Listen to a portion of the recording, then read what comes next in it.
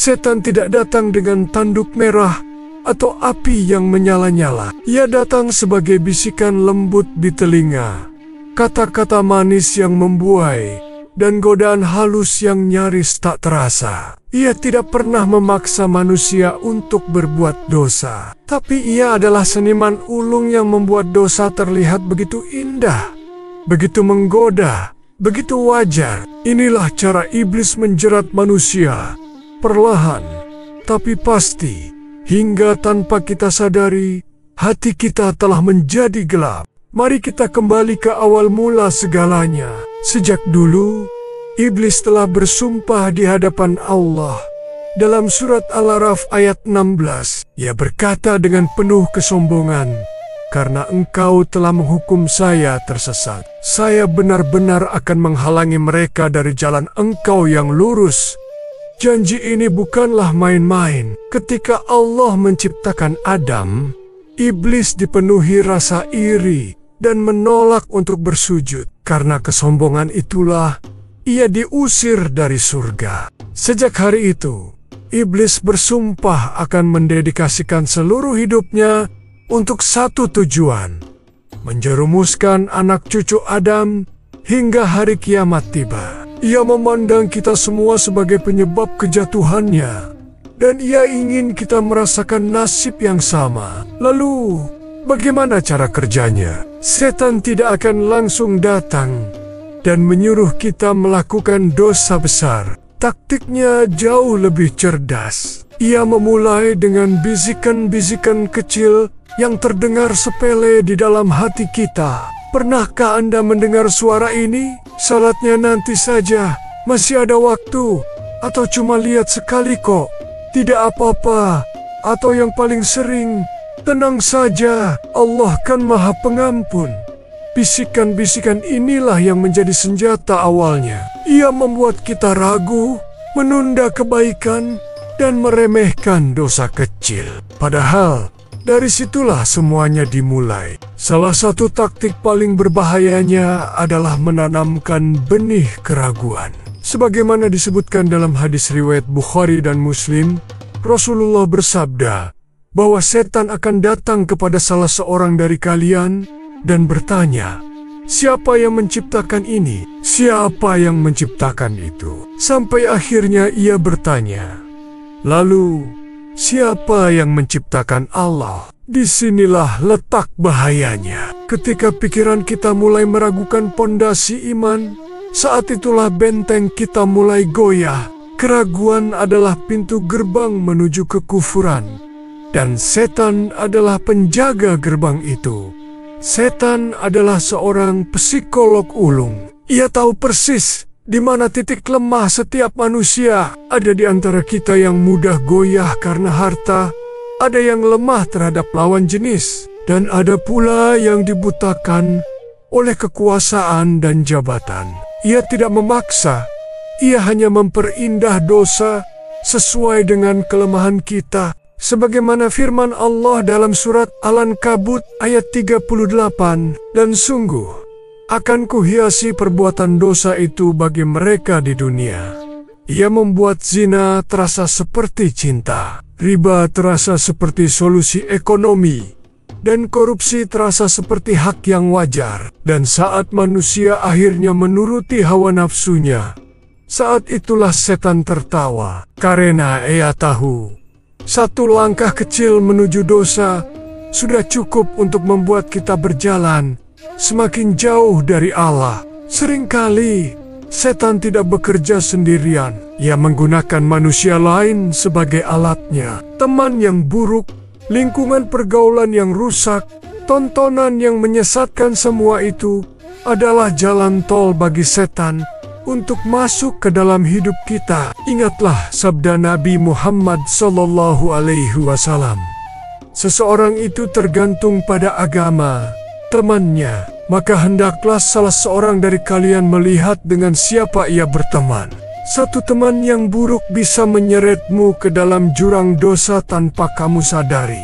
Seolah-olah kamu sedang bergeleng-geleng santai di taman. Tidak hanya itu, setan juga meneket nakuti kita agar berhenti berbuat baik. Kalau kamu terlalu jujur, nanti bisnismu rugi. Kalau kamu berhijrah dan menutup aurat, kamu akan kehilangan teman-temanmu.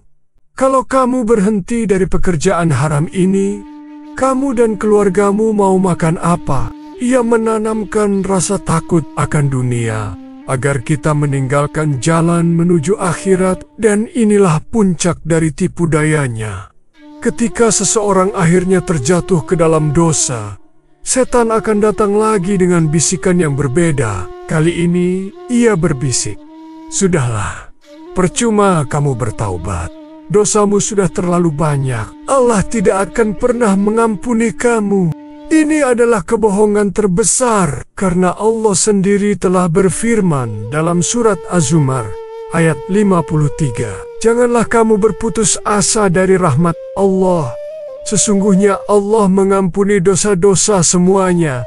Ketika seorang hamba merasa putus asa dari rahmat Allah, itulah kemenangan terbesar bagi setan. Karena pintu taubat yang selalu terbuka lebar, kini tertutup oleh rasa putus asa yang ia tanamkan. Setan paling senang bukan saat manusia menjadi kafir, tapi saat manusia menjadi lalai, lupa salat, lupa berzikir, lupa dengan niat baik yang pernah terbesit di hati. Allah berfirman dalam surat Al-Mujadilah, "Setan telah menguasai mereka, lalu menjadikan mereka lupa mengingat Allah." Hati yang kosong dari dizikir adalah istana yang megah bagi setan. Ia bisa masuk, tinggal, dan mengendalikan seluruh isinya dengan leluasa. Para ulama telah menjelaskan bahwa setan menggoda manusia secara bertahap. Pertama, ia menghalangi kita dari kebaikan. Jika gagal, ia membuat kita menunda-nunda amal. Jika masih gagal, ia membuat kita menganggap remeh dosa-dosa kecil. Dari situ, ia menjerumuskan kita ke dosa besar. Setelah itu, ia membuat kita bangga dengan dosa yang kita lakukan. Lalu, dosa itu menjadi kebiasaan, dan puncaknya, ia menjadikan kita sebagai agennya untuk menyesatkan manusia lain.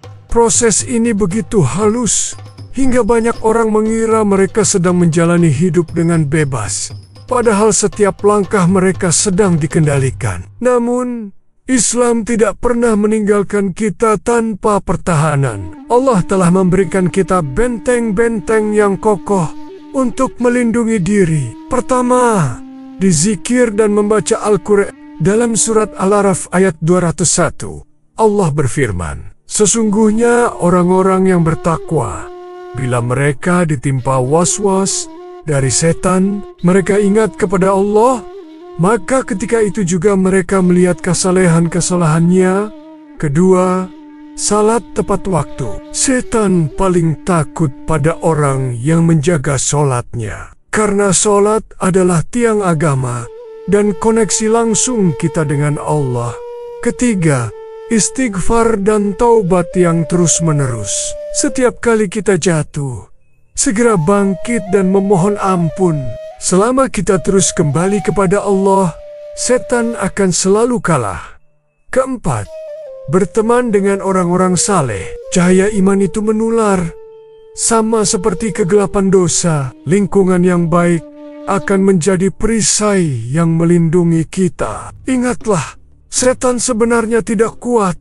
Ia hanya sabar dan gigih. Ia hanya menunggu satu celah kecil di dalam hati kita untuk dimasuki. Tapi selama kita tidak pernah lupa kepada Allah, selama hati kita terisi dengan nama Nia, setan tidak akan bisa berbuat apa-apa. Karena Allah sendiri telah berfirman, "Sesungguhnya tipu daya setan itu adalah lemah."